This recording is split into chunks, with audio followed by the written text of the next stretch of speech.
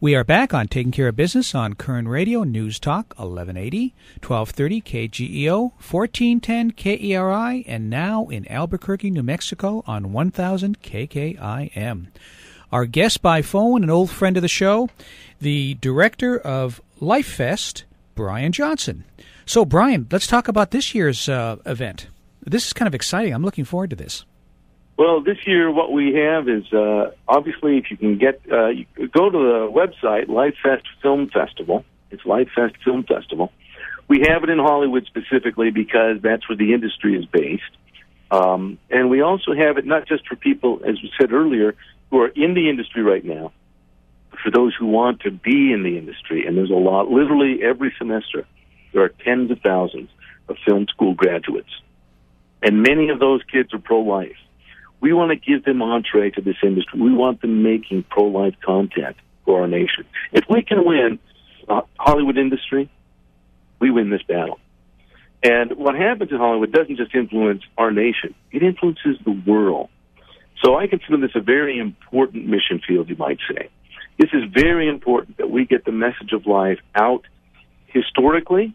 If you look back at the history of Hollywood, the golden age of Hollywood, that was really the theme of a lot of films, was the importance of an individual life and how that usually the central character is somehow an insignificant person in some way, shape, or form that meets moral challenges. And yet, through the story arc, they face those challenges. They usually have a helper of some kind. There's all sorts of ups and downs. They make moral decisions that end up being the right decisions. And then that one individual ends up impacting their world. And so really the message of historical Hollywood has been the significance of one individual life. That has been the theme of Hollywood. It's the theme of all good storytelling. So we want to restore that. We want to restore appreciation and dignity to the value of every life. So we do get a lot of, yes, abortion-related films, but this is not an abortion film festival. We get a lot of Christian films, but this is not a Christian film festival per se. We do get films from conservatives. It's not a political film festival. This is a film festival that affirms the dignity and the value of individual human lives. And it's been a real honor. We're getting films, again, from to be honest, we get some that are a little bit rough. There's a lot of we're still not just closing off the judging now, and it'll be going to the jury selection shortly. But there's some amazing films. Some are very, very professional, with stars that you'll know. I looked at one with Wilford Brimley and some of these other stars. We have various, we're still confirming our attendance from what stars will be there, but it's not about the stars. Remember, we want to think it's about stars, but the people, the producers are really the decision makers. Yes, they really are. Mm-hmm. And these are the people who decide what scripts are made. These are the people who decide which stars are hirelings. To be perfectly honest, they're hirelings. And they're only hired because they got a pretty face or they can deliver a line well. And so we become enamored with them. But the real story is cobbled together by someone else. Now, anybody can come to this, right? Anyone can come. Okay. And it's May 9 through 12 in the heart of Los Angeles, in the heart of Hollywood, really. We're using Raleigh Studios, so if you want to be on a studio lot, this is how you can do it. We're using their screening rooms, and we're using the screening rooms of an old friend of the movement, Family Theater Productions, down Sunset. And so there's two different locations, and if you go to the Life Film Fest website, you can get those details. But we're very excited about it because it is changing things, and we've had many people tell us afterwards some of the stories that have impacted them about films that are being made because of Life Fest. So again, we're still planting the seed. It's only our third year, and we're continuing to labor. We're looking forward to the fruit that will come to our culture from Life Fest. Oh, no question about it.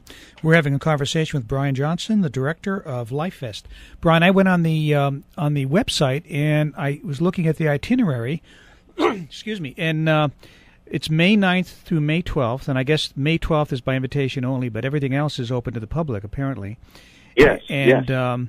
It's at the Family Theater Production Screening Room. So other than the website, is there a phone number people can call? Or So a phone number.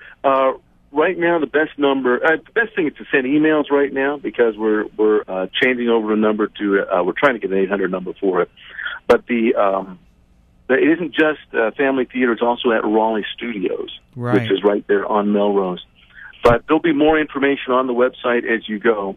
And again, everyone's welcome, particularly at the closing ceremonies on Saturday, the 11th. It's going to be a lot of fun. If you want to meet people, or if you know kids, particularly younger people, or you yourself, if you dabble in film, if you've always wanted to be involved in making good content, that's the purpose, is to get people involved and networking, both high and low, in every aspect of the industry, from newbies to the seasoned professionals, because we want to influence this industry for good. Well, and it's true, because it's funny, and I'm trying to think of the name of the book, and I have it at home. It's a classic, talking about when we meaning people of conservative people that had family values, lost our influence in Hollywood. And I remember the specific movie. It was The Wild Bunch, which was a pretty bloody Western movie. Oh, yeah. Yeah, and Hollywood came out with that movie, and then they sat back and waited and went, okay, what's the Christian community, what's the conservative community going to do? And there was no response, and they went, floodgates are open. Interesting. Yeah. Yeah, and it's people like Ted Baer, James Hershen have talked about this, and it's it's one of those subjects where if you leave a field alone, somebody's going to occupy it. And that's right. And it's not necessarily the people that we want to have occupy it. So, that's right. Nature abhors a vacuum. Yes. You need to be in there. Yeah, and I applaud what you're doing, Brian, because you and your staff, because this is one of those, really, it's a mission field. It's someplace that where the battle is being waged, and we have to be there, because again, if we're not there, they're just going to run rampant, and they have, and they are. That's right. And to be honest, we have the better message. We need to learn how to make the better content, and what that means is having production values, having the kind of storytelling that resonates with the human spirit. Yes. And that's very, very important. I'm a huge fan of Christian films, but there's many Christian films, to be honest, I'm also a consumer of Christian films. There's many Christian films that are a little bit maybe a little sticky sweet. Yeah. A little sweet for little, what they say, saccharine and stuff. And I think that's fine, but you realize, I've read the Bible. Mm-hmm. And the Bible's pretty rough. Yeah, there's some rocky parts in the Old Testament.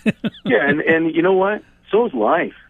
And I think if we can tell stories in a way that we don't have to be real super gritty and dirty or anything, but I think the touching reality and yet giving the redemptive aspects to reality that God wants us to look for.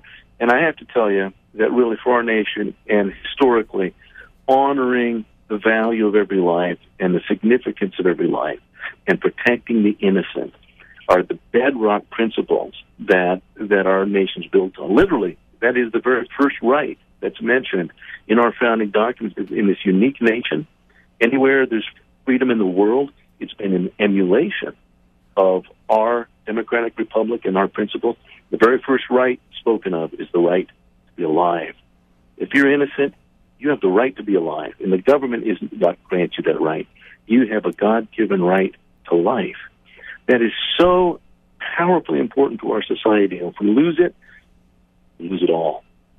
Yeah, that's true. And Brian, in the minute we have left, I totally agree with you. It's one of those things that if we don't teach it, we're going to lose it, unfortunately, mm-hmm. because and it's and I applaud warriors like you that are out there on the front lines saying, this is something that's important to us, and we need to be there, not only for the unborn, but really for the moral fiber of our society, because if we lose that, like other societies throughout history, we're going to be gone. We'll cease to be a great nation, and we'll cease to be a nation powered by God. That's right. And thank you, Marty. The reality is that I think we're at the apex of our battle. Yes. We've talked about earlier where are we at in this, and yes, there's been political fights. There's more going to be coming. But the political fights only reflect the resolve of individuals like you and I and the listeners. What's our resolve? Are we going to actually restore the right to life, or are we just going to bemoan it? Yeah. And point our fingers at people and say that they're wrong? Yeah. Well, I'm not here to say that people are wrong. I agree. Brian, I'm here to make a difference, and so are all of us. Yeah. Brian, thank you so much for the time. We got to have you back again. Always a pleasure, Marty. We'll see you in 167 hours on Taking Care of Business on Current Radio News Talk 1180.